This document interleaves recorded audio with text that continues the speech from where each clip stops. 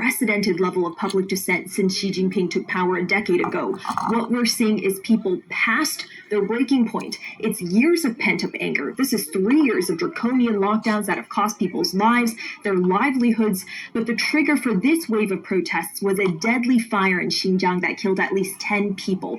Videos of the scene indicated that COVID restrictions prevented victims from getting help.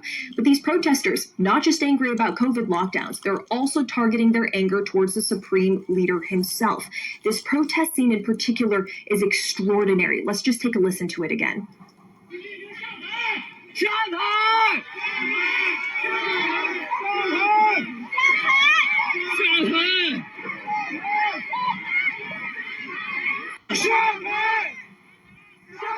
Paula, that is people in Shanghai calling Xi Jinping to step down over and over again. Those chants go on for quite some time. They're also calling for the Communist Party to step down.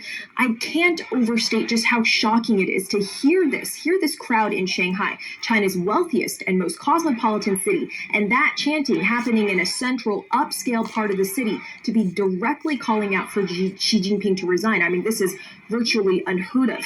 And in China, it is extremely dangerous to publicly criticize the party, especially Xi himself. You risk prison time or even worse. Some protesters also chanted they don't want COVID tests, they don't want dictatorship, they want freedom and democracy. Witnesses told CNN as well that rows of police officers were making arrests, forcefully pushing protesters into police cars. But the next day on Sunday, hundreds of Shanghai residents returned to continue protesting despite heavy police presence and roadblocks. Videos also showed some protesters violently dragged away, and now that area has been mostly cordoned off.